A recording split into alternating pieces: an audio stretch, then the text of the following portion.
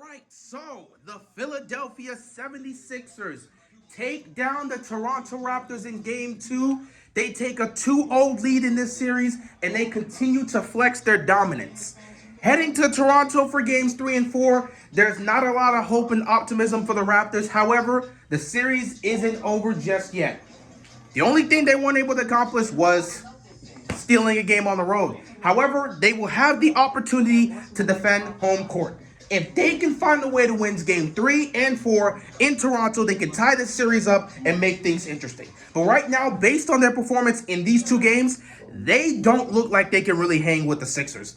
Like, they really do not look like they can hang with the Sixers, and that's a concern. This could be a potential sweep, but we'll see what happens in Toronto. We'll see how the Raptors come out. It's kind of a do-or-die situation in Game 3, because if you lose Game 3, this series is done. It's not going to 5. It's going to be a sweep. So Toronto has to come out and play their best game of their season if they want to stay alive in Game 3. It comes down to that for the most part. It was a tough battle for them today. For the Raptors, OG Anunoby was pretty much the leading scorer. He had 26 points. Both Siakam and Van Vliet, they struggled today. They really struggled. They had their moments, especially Van Vliet, who started out the game hot. He was the main scorer. He was the spark that lit them up early on to give them that early lead to start the game.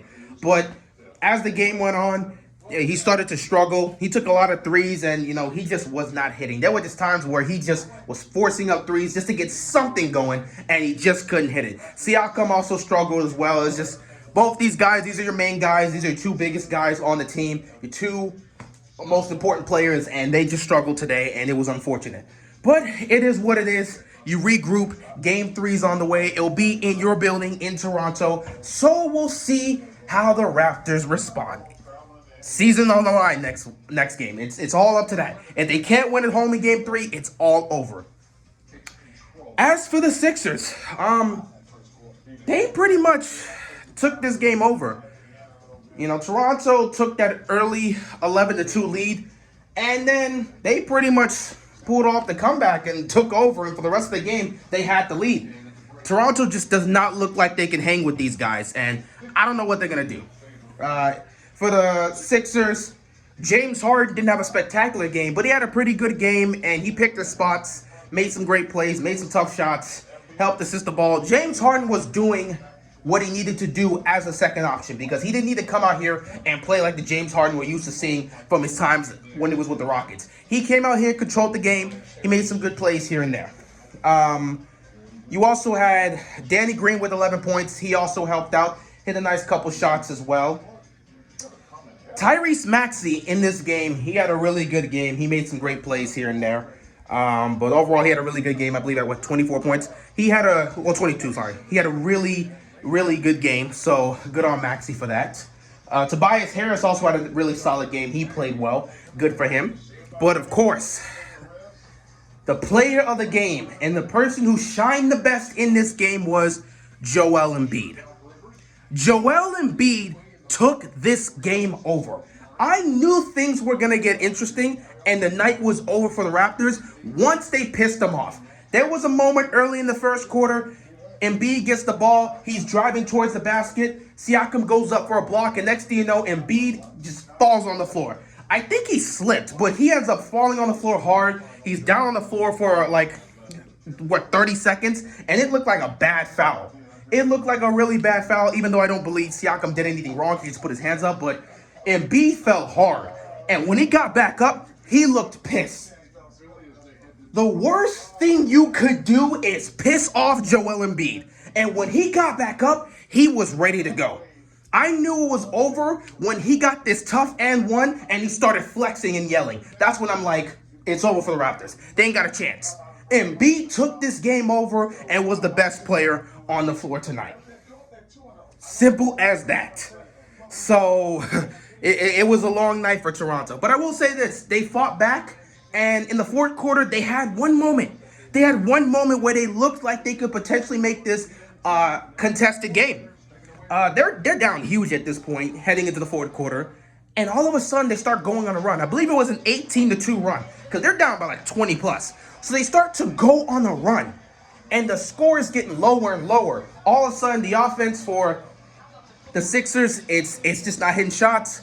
They're turning the ball over. They're just not getting any good looks. Meanwhile, you see Toronto playing great defense, getting some steals. They started making some great plays, started hitting some tough shots, and next thing you know, it's an 11-point game. There's about 5 minutes left to go in the game. So they're within range to make this a highly contested, close game. But one mistake happened. They're down 11, they have the basketball, they come up the court.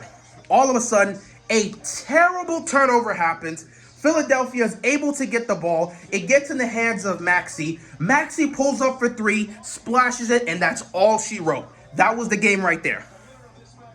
When that happened, game was over. Toronto couldn't recover. All the momentum that was with Toronto at that point shifted to Philadelphia, and that was the end of that game. So it was unfortunate. It was unfortunate for the Raptors. They fought back, but they just weren't able to steal a game here in Philadelphia. But like I said, series is not over. Games 3 and 4 will be in Toronto. All Philadelphia did was defend home court. Toronto will have the opportunity to do that in the next 2 games. If they can win those, they're going to tie the series and head back to Philadelphia at 2 apiece. If they lose either one of those games, series is over. If they lose game 3, they're getting swept. If they lose game 4, it's ending in 5. Simple as that. So, oh man. It's going to be a tough match for Toronto in games 3 and 4, and we'll see what they can do. But yeah, just based on what we've seen these first 2 games, they do not look like they can hang with the Sixers. As for the Sixers, they continue to roll, man. They continue to roll. Philly is ready. They're looking to pack these guys up as quickly as possible, and they're just playing great basketball. We'll see if that continues for game 3, because now they'll be heading on the road. And of course, we know the whole situation with that. But yeah, they should be fine either way. Embiid continues to play well. Harden is playing his role he's playing his role as the second option, right?